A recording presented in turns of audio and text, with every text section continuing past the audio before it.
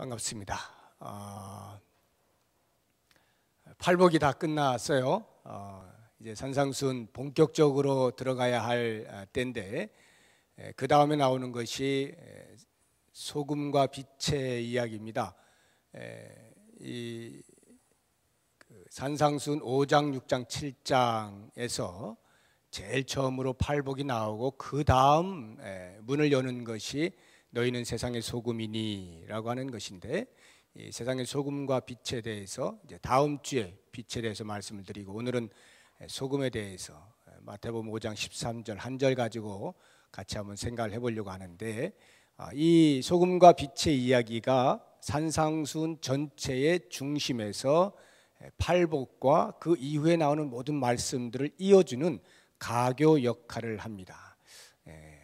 어떻게 보면 산상순의 대강령이다라고도 말을 할 수 있는 것이 이 소금과 빛의 말씀인데요. 오늘은 이제 소금에 대해서만 같이 한번 생각을 해보도록 하겠습니다. 마태복음 5장 13절 찾으셨어요? 너희는 세상의 소금이니, 시작.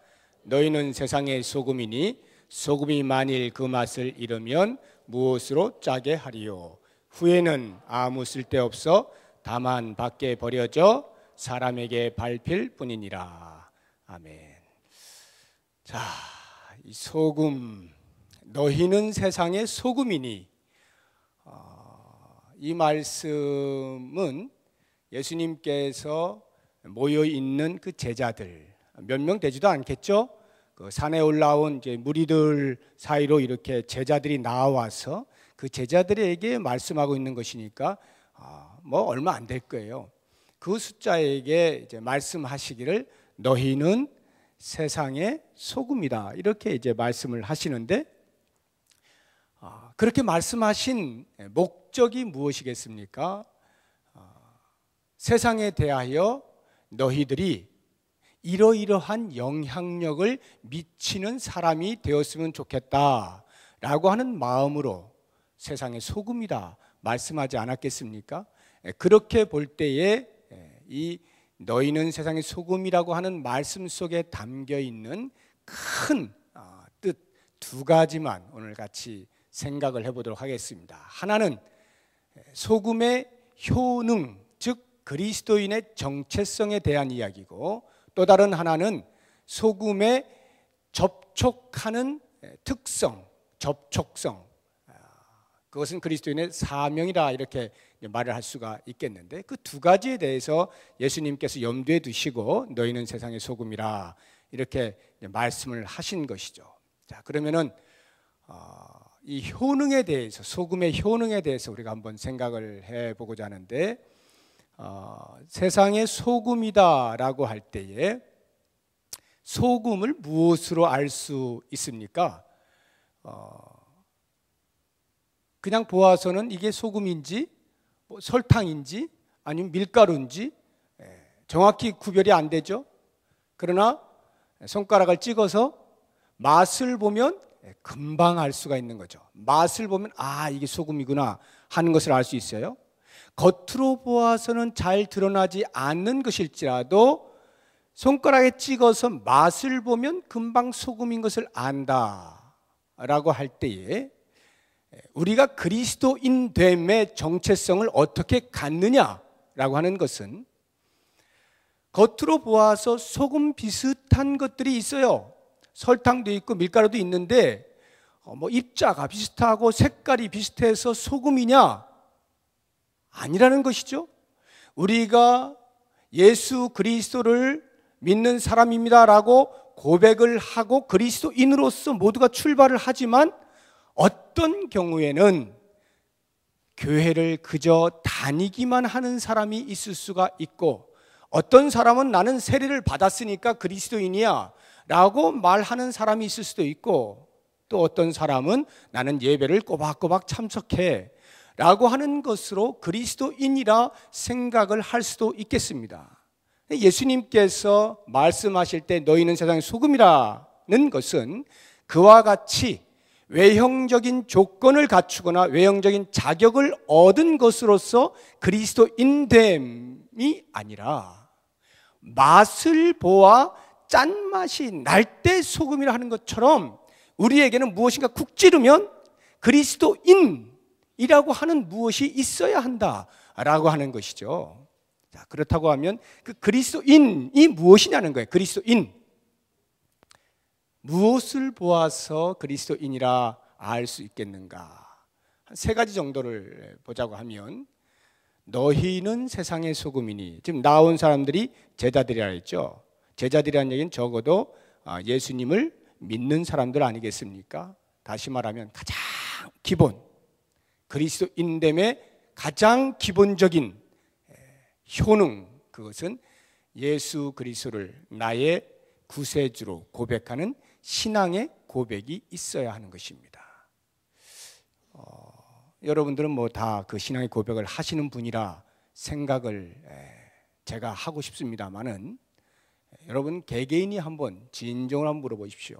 내가 정말로 예수 그리스도 그분만이 나를 죄악에서 건져주시는 유일한 주님으로 내가 모셔드리고 있는가, 그렇게 고백하고 있는가 라고 하는 부분에서 이 지정의 전체가 전혀 부자연스럽지 않게 너무나 자연스럽게 그렇습니다 주님, 아멘 하고 나올 때 그 사람이 그리스도인인 것입니다. 이와 같은 신앙 고백이 있는가 한번 살펴보시고, 그 다음에 신앙 고백을 한 것으로 끝나는 것이 아니라, 그렇기 때문에 이제 내 삶에 있어서 나의 주인은 오직 예수님 뿐이십니다 라고 고백하는 이 로드십이 있어야 돼요. 예수님만이 나의 유일한 주인이십니다 를 말할 수 있을 때 그리스도인이라 하는 것입니다. 이건 뭘 말하냐면은, 저는 그렇게 고백을 하는데요 라고 하더라도, 혹시 그렇게 예수님을 나의 주님이십니다 라고 말하면서 또 이렇게 돌아서면 다른 쪽을 향해서는 또 당신도 내 주인이실 수 있겠습니다 라고 말하지는 않느냐라고 하는 것입니다. 그러니까 주인을 오직 예수 그리스도 한 분만 모시고 있는 것이 아니라 둘, 셋, 넷 때를 따라 필요에 따라서 어느 누구나 데리고 있지는 아니하느냐라고 하는 거예요. 구약에서는 그 우상이라고 하는 것을 형상으로 우리에게 말을 해주고 있습니다. 그래서 그 출애굽기 20장 보면 10계명이 쭉 나오는데, 이 계명이 너를 위하여 어떤 그 우상도 만들지 말고, 뭐 땅 위에 하늘이죠. 그리고 땅에, 땅 아래 어느 것에서도 형상을 만들지 말라, 이렇게 말씀하지 않습니까? 어떤 구약 시대 사람들은 어떤 형상을 통하여서 신이라 말을 하고 거기에 절을 하거나 주인 삼는 일들이 있었어요. 신약에 와서는 형상보다도, 물론 형상을 신으로 여기고 하는 아직도 그 많은 족속들이 있습니다만, 오늘날 우리 그리스도인이라 자청하는 사람들에게 있어서 유의해야 되는 부분 가운데 하나는, 이 신약 시대에는 우상이 그렇게 형상으로 그려지지 아니하고 우리의 마음에 있는 탐심을 곧 우상 숭배라 골로새 3장 5절에 말씀하잖아요.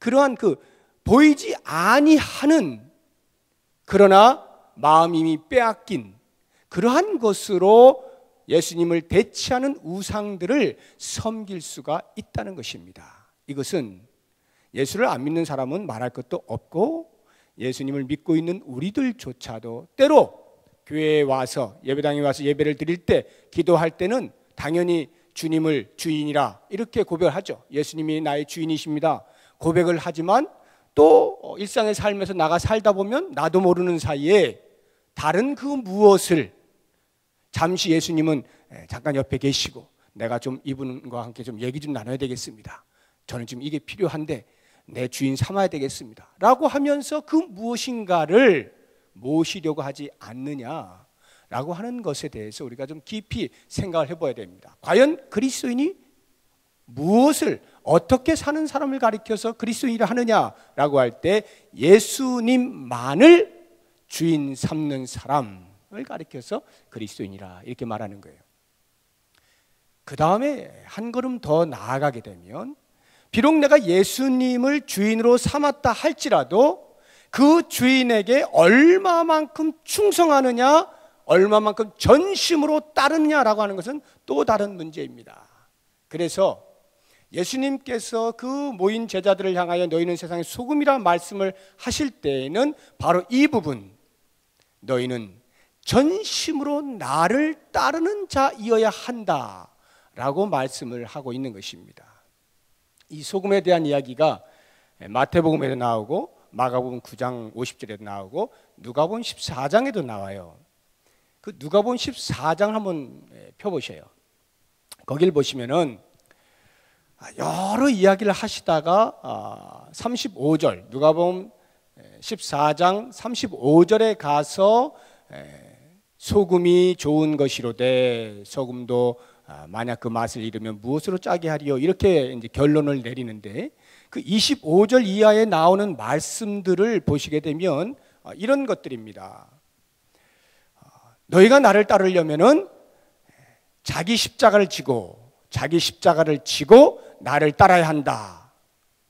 때로는 어머니나 가족이나 심지어는 자기 배우자나 자기조차도 미워하고 예수님을 나를 따라야 한다, 이렇게 말씀을 하셔요. 그리고는 예를 두 가지를 드는데 망대의 비유하고 전쟁터에 나가는 왕의 비유를 듭니다. 누가복음 14장. 자, 그 비유를 가만히 보시면은 망대의 비유는 뭐냐 하면 사람들이 성을 지으면 그 성에 이제 망대를 올려놓고 혹시 성에 쳐들어오는 사람 없을까 파수하기 위하여 망대를 세우거나 아니면은 뭐 포도원이나 이런 밭에 무슨 뭐 동물들이 들어오거나 아니면 누가 와서 서리를 해가지 않을까 지켜보기 위해서 망대를 세우는 거죠. 원두막 같이. 이렇게 그런 망대를 지을 때에, 망대를 세울 때 어느 누가 이 망대가 얼마나 들을까 경비를 계산하지 않고 무작정 처음부터 땅 파고 기초를 세워가지고 하는 사람이 어디 있느냐. 그러다가 중간에 기초만 세우고 올라가지 않으면 얼마나 창피하냐 해서 반드시 계산을 한다라고 말씀을 하고 있어요. 그 다음 비유를 보시면은 어느 왕이 전쟁을 나갈 때에 지금 내 편이 10,000명인데 저쪽 편은 20,000명이네. 야, 우리가 부족하다, 안 되겠다, 화친을 청해야지. 내지는 우리가 10,000명인데 저기는 100명밖에 안 되네. 저건 뭐 가서 금방 쳐부셔야지. 이렇게 상대방과 나의 전력을 비교해서 전쟁을 치를 것이냐 말 것이냐를 결정하지 않겠느냐. 왕이라고 한다면 계산을 한다는 것이죠. 이게 뭘 말씀하느냐면 예수님께서, 이건 우리들에게 하시는 말씀이 아니에요. 예수님께서 이렇게 망대를 세우거나 또는 왕으로서 전쟁을 치르려고 하는데 지금 내 편이 얼마나 되는가 보자 했더니 몇 명 안 되는 거예요. 힘도 하나도 없어요. 그러면 어떻게 내가 전쟁을 치르겠느냐. 그러니까 내가 만약 전쟁을 치른다면 너희들은 몸을 완전히 바칠 각오를 하고 내가 부를 때 와줘야 한다, 이 말이에요. 예수님께서 적어도 망대를 세우고자 할 때는 돈이 되는지 안 되는지 보겠다는 거죠. 우리들이 그리스도인이다, 그리스도를 따르는 사람이다 라고 말할 때 과연 예수님이 원하시는 그러한 전적인 헌신을 하는 사람이냐 라고 하는 것으로 예수님께서는 전쟁을 치를까 말까를 결정하시겠다는 거예요. 그 이야기는 우리로 하여금 뭘 원하시는 거예요? 전적인 헌신을 하라는 거죠. 그것이 나의 제자다 라고 말씀을 하시면서 그 끝에 말씀하시기를 소금이 좋은 것이로되 소금도 만약 그 맛을 잃으면 무엇으로 짜게 할까? 그 맛을 잃어버리면 그냥 길에도 못 쓰고 밭에도 못 쓰고 다 버려질 뿐이다 라고 말씀을 하는 거예요. 제자, 그렇게 주인이 원하는 전적인 헌신을 할 수 있는 그 제자됨이 곧 뭐라는 거예요? 소금이라는 거죠. 그래서 이 소금의 효능이라고 하는 것을 우리가 생각을 할 때 먼저 예수님은 우리 보고 소금 되라 하시지 않으셨어요. 너희는 세상의 소금이라 했어요. 소금이에요. 그런데 이제 소금이라고 하는 것이 바로 이와 같은 삶을 사는 사람을 가리켜 소금이라, 즉 그리스도인이라 정체성을 말할 수 있는 것인데, 이것은 우리가 그냥 로봇이 아니에요. 예수님께서 우리를 구원해 주시면은 금방 우리가 헌신을 할 수 있는, 온몸을 바쳐서 주님 따라가겠습니다, 이렇게 할 수 있는 것이 아니라 시간을 두고 점점 더 주님 앞에 가까이 나아가 주님께 온몸과 마음을 바치게 되어지는 인격이라는 것입니다. 인격이기 때문에, 로봇이 아니고 인격이기 때문에, 바로 그 인격적인 요소로 인하여서 이렇게 예수님께서 원하시는 그리스도인됨이 어느 한순간에 갑자기 일어나는 것이 아니라 나의 자발적인 반응을 통하여서 일어나게 되는 것임을 알아야 하는 것입니다. 자, 이렇게 예수님께서 정체성을 말씀하실 때, 그리스도인의 정체성을 말씀하실 때에 그것이 가만히 이렇게 보시면, 제가 세 가지를 말씀드렸는데, 그리스도에 대한 신앙 고백과 그리스도의 주인 되신과 그 그리스도 앞에 전적인 헌신을 하겠다고 하는 이 다짐, 이러한 것들이 세상 어디에서 발견이 됩니까? 세상 어디에서 찾아볼 수 있습니까? 무슨 말이냐면, 예수님께서 그리스도인이라고 하는 그 정체성을 우리에게 알려주실 때에는 세상보다 조금 더 나은 것을 가지고 우리에게 정체성을 삼게 하시지 않았다는 것입니다. 세상이 소금기가 좀 있는데 그렇게 많지가 않아요. 그래서 좀 짠 소금을 우리에게 요청하시고 계시는 것이 아니라, 세상은 소금기가 전혀 없다는 거예요. 완전히 싱거워가지고 맛이 하나도 없어요. 그러한 세상, 소금이 전혀 없는 세상에 우리를 가리켜 너희는 세상의 소금이라, 이렇게 말씀하시는 거거든요. 무슨 말이냐? 그리스도인의 정체성이라고 하는 것은 세상보다 조금 더 나은, 세상이 요만큼 살면 기독교는 좀 더 잘 사는, 세상 사람들이 건강이 요 정도면 예수 믿으면 좀 더 건강해지는, 이러한 것으로서의 정체성을 삼는 것이 아니라, 세상은 도무지 알 수도 없고 세상은 도무지 갖고 있지 아니한 독특한 것으로 정체성을 삼게 하셨다. 그게 뭐라는 거예요? 그리스도에 대한 신앙 고백이요, 그리스도를 주인 삼고 그리스도께 내 몸과 마음을 바치겠다라고 하는 것 아니에요? 이걸 어느 예수 안 믿는 사람한테 찾아가서 한번 해보세요. 되는가? 됩니까? 안 되죠. 왜냐하면 그분들은 믿음의 눈이 떠 있지 않기 때문에 그리스도가 누군지를 몰라요. 그리스도가 왜 내 주인이 되어야 되는지 도무지 알지 못합니다. 왜 내가 몸과 마음과 시간과 정성을 다 바쳐가지고 주님께 헌신을 해야 되는지 도무지 알지 못해요. 바로 이 도무지 알 수 없는 이것을 예수님께서는 그 제자들을 향하여서 이것이 바로 그리스도인됨의 정체성이다 말씀을 해주고 있는 것입니다. 자, 그렇게 볼 때에 그러면 아까 제가 로봇이 아니라 인격이라는 말씀을 드렸잖아요. 인격이라고 하는 말은 시간이 필요하다는 거 아닙니까? 반응하는 시간이 필요해요. 그렇기 때문에 어느 날 갑자기 내가 예수님에 의하여서 소금이 딱 되었어요. 그 순간 바로 짠 소금이 바로 되는 것이 아니라 시간을 통하여서 내가 계속하여 그 소금의 효능을 갖고 있어야 된다는 것입니다. 소금의 효능을 계속해서 개발해 나가야 된다는 거예요. 그게 뭐냐? 가만히 예수 믿고 예배당만 왔다 갔다 하면 되는 것이 아니라 그때로부터 본격적으로 소금의 효능을 갖추기 위하여 그리스도인됨을 위한 훈련을 해주어야 한다는 것입니다. 훈련을 해야 돼요. 그런 끊임없는 훈련을 통하여서 조금씩 그리스도를 따르는 사람으로 사는 사람의 삶이 이러한 것이구나, 하나씩 배우면서 그 길을 걷게 되는 것입니다. 우리 교회가 제자훈련학교라고 하는 것을 통해서 쭉 지금 한 80여 분 되시는 분들이 훈련을 받고 있는데, 그 훈련 받으시는 분 혹시 여기 계시면은 이런 오해를 하시면 안 돼요. 야, 정말 훈련 받을 동안 내가 정말 최선을 다해서 훈련 받아야지 하고 이를 꽉 물고 모든 훈련이 요구하는 대로 다 이렇게 한다 할지라도 마음의 동기가 내가 올 1년 동안 정말 이 훈련 잘 받아야지 하고 훈련이 끝나고 땡! 어휴, 이제 살았다 라고 하신다면 그것은 훈련 받는 게 아니에요. 그건 훈련이 아닙니다. 전혀 훈련받는 게 아니라 훈련의 과정을 그냥 지나온 것뿐이죠. 훈련이라고 하는 것은 무엇을 말하냐면 훈련 자체의 목적이 있지 않고 훈련을 통하여 몸에 배어서 실전에서 그 훈련되어진 것이 사용되기 위하여 훈련하는 거예요.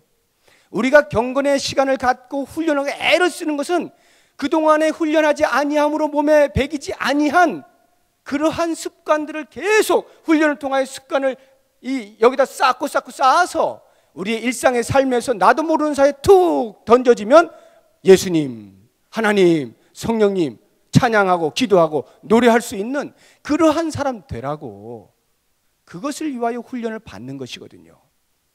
그러니까 이 훈련을 받으실 때에 일랑물 꽉 훈련을 받으셨다고 하면 훈련이 끝났을 때는 그 훈련의 때보다 훨씬 더 성숙한 삶을 살아 주어야 하는 것입니다. 그래야 훈련 받은 거 아니겠어요? 군대를 갔다 오신 분들 사격을 열심히 훈련을 했는데 실제 전쟁이 일어나가지고 한 방도 못 쏘면 어떻게 되겠어요? 그 훈련 못하러 했어요. 그거 할 필요 없잖아요. 훈련을 했을 때는 잘 쏘려고 하는 거 아니에요? 실전에서 잘 쏘려고.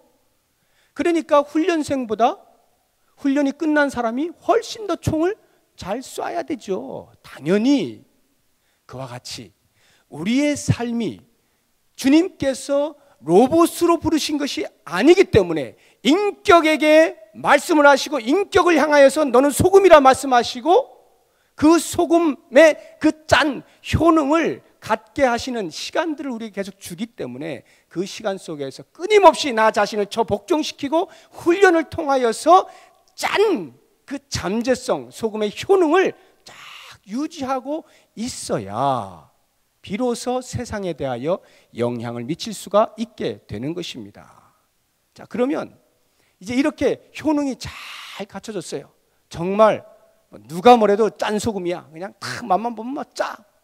소금으로서 와 이제 이렇게 잘 갖춰졌다라고 가정을 하고, 그러면 그렇게 짠 소금만 되면 끝나는 것인가? 그렇게 하면 바로 세상에 영향력을 미칠 수 있는 것인가? 그렇지 않습니다.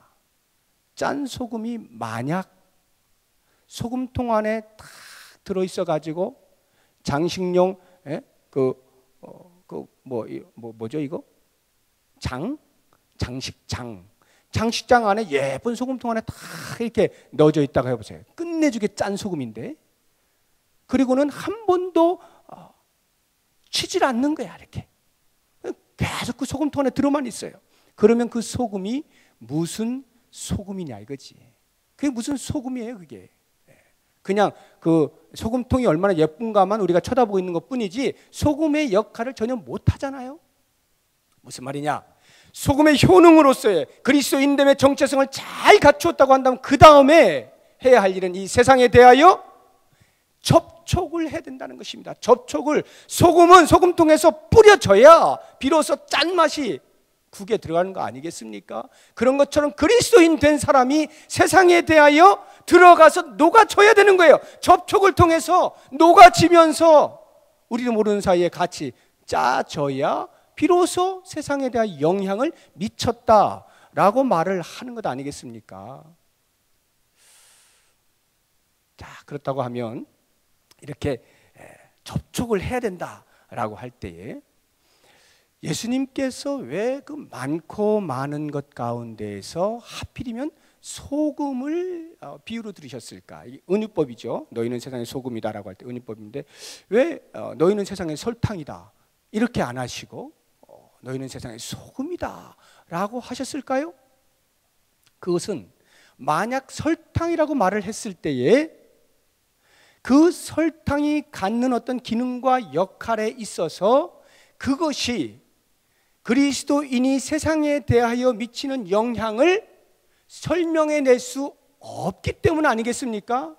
예수님께서 지금 그 다가온 제자들에게 너희는 세상에 대해 이렇게 살아야 된다라고 하는 것을 말씀하고 싶을 때 그것을 굳이 소금을 들어서 설명하는 이유는 예수님의 머릿속에 소금이 갖는 어떤 기능과 역할이 마치 그리스도인이 세상에 대하여 하는 것과 너무나 흡사하기 때문에 그 많고 많은 물질 가운데 소금을 들은 것 아니겠어요?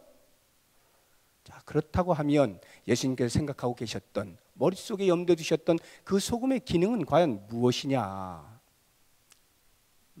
우리는 뭐 소금의 기능에 대해서 말하자고 하면 한도 끝도 없을 것 같은데, 어떤 게 있을까? 예를 들어서 소금 하면은 어떤 기능이 있을까요? 소금의 기능 가운데.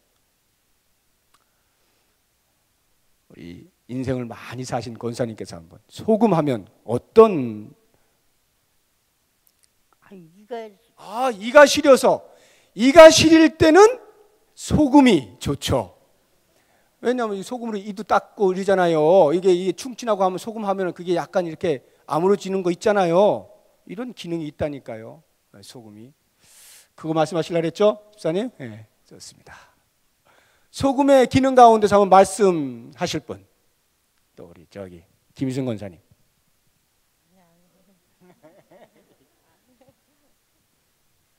마이크만 되면 이게 뭐 이게 두근두근해가지고, 우리 성령 집사님. 소독의 기능이 있습니다. 소독의 기능이 있다. 소독이 그 금속 같은 거 이렇게 막 그 이렇게 하면 뭐 소금을 닦으면 이렇게 그런 것도 있고 반짝반짝하는 것도 있고, 소독이라고 하는 것은 절이는 거. 절인다는 것은 이제 좀 오래가게 부패를 방지하고, 썩지 않게 하는 거. 그러니까 이제 물고기 잡아다가 바로 이렇게 절이죠. 그런 것도 있고요. 뭐 당장 국에다가 이렇게 놓으면 맛을 내죠. 싱거운 것을 이렇게 넣으면 맛을 내는 것도 있고요. 또 뭐 있나요? 방부제, 방부제, 부패를 방지하는 방부제. 그리고 또 뭐 있을까요? 옛날에는 그 소금이 돈이 됐어요. 돈. 그래서 돈 대신 현금 대신 거래하는 그 부의 상징이기도 했습니다. 소금이. 그런 것도 있고. 뭐 소금이 사용되는 곳은 굉장히 많이 있을 거예요. 그러면 예수님이 그 많은 소금의 기능 가운데 어떤 기능을 생각하시고 과연 너희는 세상의 소금이라 말씀하셨을까? 참 궁금하지 않습니까? 성경이 그 얘기를 안 하고 있다는 거죠. 전혀 안 하고 있어요. 그래서 저도 할 말은 없으나 제 마음속에 왜 예수님께서 그 많고 많은 물질 가운데 하필 소금을 말씀하셨을까? 세상을 생각하면서 왜 소금일까를 계속 묵상하는 중에 나름대로 정답은 아닙니다. 왜냐하면 제가 예수님 마음속에 쏙 들어갈 수 없기 때문에 예수님이 그 당시에 무엇을 생각하고 너희는 세상의 소금이라고 말씀하셨는지 정확하게는 제가 알 수 없으나 추측을 이렇게 해봅니다. 한 두 가지 정도의 추측을 해보는데, 하나는 방금 말씀하신 그 부패를 방지하는 방부제 역할을 하는, 왜 그런 그냥 뭐 소금의 여러 기능 가운데 찍어서가 아니고 세상에 대하여 그리스도인의 영향력이라고 할 때에 예수님께서 세상을 바라보시는 눈을 한번 생각해 보세요. 과연 예수님은 그 당시에 세상을 어떻게 바라보고 계셨을까? 그리고는 그 제자들을 향하여 왜 너희가 소금이라고 말씀을 하셨을까라고 할 때 예수님이 이 땅에 오신 이유가 뭡니까? 죄로 인하여서 하나님과 멀어진 인간들을 대속하시고 그 죄의 권세를 누르시고 거룩하게 하사 하나님과 화목하게 하시기 위하여 이 땅에 오신 거 아닙니까? 성육신 하신 거잖아요. 그러면 예수님께서 이 땅에 그 목적으로 오셔가지고 딴 거 하실 리는 만무하겠습니다. 그러니까 그렇게 죄로부터 노예의 삶을 살고 있는 사람들을 해방시키기 위하여 이 땅에 오셨다라고 할 때에 너희는 세상의 소금이다 라고 하는 것은 이 죄로 인하여서 완전히 쩔어 있는, 오염되어 있는 이 세상에 대하여 과연 너희가 어떻게 살아야겠니? 라고 말씀하는 거 아니겠어요? 그 오염된 세상에 소금으로, 즉 부패를 방지하는 것으로, 억제하는 것으로 살아줘야 하지 않겠느냐, 이렇게 말씀하시지 않겠느냐는 것이죠. 또 한 가지를 제가 한 가지만 더 예수님의 마음을 한번 이렇게 추측을 이렇게 해보면 이런 것입니다. 세상이 계속하여 쾌락을 추구하고 쾌락을 쫓고 아니면 뭐 계속하여 어떤 그 갈 바를 알지 못해서 방황하는 사람들로 유리하는 사람들로 가득하지 않습니까? 예수님께서도 계속하여 예루살렘 들어가실 때마다 유리하는 사람들을 바라보고 가슴 아파하시고 그렇게 하지 않아요? 방황한다라고 하는 말, 그래서 쾌락을 쫓고 엉뚱한 길로 나아가고 하는 그것은 곧 뒤집어서 생각하면 사람들의 마음속에 본질적으로 무엇인가 추구하는 것이 있긴 있는데, 즉 갈증스러운 것이 있는데 그것이 무엇에 대한 갈증인지를 알 수 없어 사람들이 그저 자기의 육체의 원함을 따라서 그 갈증을 해소하는 모습으로 쾌락을 쫓거나 방황을 하거나 한다라고 할 때에 예수님께서 우리들을 향하여서 너희는 세상의 소금이라 말씀을 하시는 것은 너희들이 소금이 되어서 너희들이 그 세상 사람들과 같이 이렇게 지내면서 영향을 미치면서 그들로 하여금 진정으로 이 속에 있는 정말로 갈구해야 하는 잠재되어져 있고 숨겨져 있고 저 밑속에 있는 눌려져 있는 그것을 꺼집어내어서 너희를 통하여 갈증을 좀 느끼게 해라. 다시 말하면 영적인 갈증이 일어날 수 있도록 영적인 갈증을 유발시키는 자로 살아다오. 그 이야기는 그렇게 사람들이 우리들의 삶을 보면서 그리스도인들의 삶을 보면서 늘 똑같은 줄 알았더니 저 사람도 맨날 내가 원하는 거나 하고 그 좀 더 좋은 거, 좀 더 뭐 도덕적인 거 추구하는 줄 알았더니 그게 아닌 좀 전혀 다른 세상의 무엇인가를 추구하며 사는 모습을 보면서 야, 이것 봐라. 저 사람들은 도대체 뭘 가지고 저렇게 사는 것일까? 계속해서 의문하고 의문하는 가운데 마음속에 자기가 눌려져 있었던 그 영적인 갈증이 일어나게 되면서 도대체 당신은 뭐 때문에 그렇게 사는 것이오? 라고 할 때 우리가 뭘 말하겠어요? 나는 예수 그리스도를 따르는 사람입니다. 나는 예수 그리스도를 주인으로 모시는 사람입니다. 나는 예수님 때문에 그와 같은 갈증이 없습니다. 이렇게 말을 하게 될 때 그 사람들이 어디로 나와요? 예수님께로 나와서 영원한 생수이신 예수 그리스도를 만나 다시는 목마르지 아니하는 갈증을 해소하는 본질의 갈증을 해소할 수 있게 되는 바로 그것을 위하여 너희가 그 매개체가 되어다오 라는 말이 너희는 세상의 소금이니 라는 말씀이 아니겠느냐라는 것이죠. 자, 제가 지금 이 두 가지 말씀드린 것은 성경에는 안 나와요. 추측한 거예요. 그래서 여러분들이 꼭 그렇게 이야기해야 됩니까? 뭐 소금의 또 다른 뭐 기능 갖고 이렇게 이야기하면 안 됩니까? 하세요. 자, 이렇게 하시는데 중요한 거 이거는 잊지 마세요. 제가 지금 말하고자 하는 그 초점은 뭐냐면 접촉이 있어야 한다는 것입니다. 접촉이 반드시 있어야 된다는 거예요. 초대교회 당시에 쿰란 공동체라고 하는 공동체가 있었어요. 이 쿰란 공동체는 그 초대교회의 그 바리새인들, 사두개인들, 아주 종교 지도자들이라고 하면서 부패해가지고 지들 마음대로 살고 그런 것을 너무너무 볼 수가 없어서 에이 우리끼리 어디 조용한 데 가서 우리끼리 공동체를 형성해 살자라고 해가지고 사해 서북부 쪽에 동굴에 들어가서 생활을 했습니다. 그러한 사람들을 가리켜 쿰란 공동체라 이렇게 말을 하는데 그 사해 사분이 발견되면서 그 쿰란 공동체가 생활했던 일부가 이렇게 드러나게 된 것입니다. 그 그리스도 앞에 온전히 헌신하는 사람들로만 모인 약 우리가 추정하기로 4,000명 정도라고 보는데 그 사람들 사이에서 일어났던 그 공동체에서의 그 아름다운 것들에 대한 기록은 우리가 볼 수가 있겠습니다만은 그래서 그 쿰란 공동체가 과연 그 당시 사회에 어떤 영향을 미쳤느냐라고 하는 것은 미지수입니다. 왜? 그들은 동굴 속에 살았기 때문에. 그런 유사한 것이 중세 시대의 수도원 운동입니다. 중세에 하도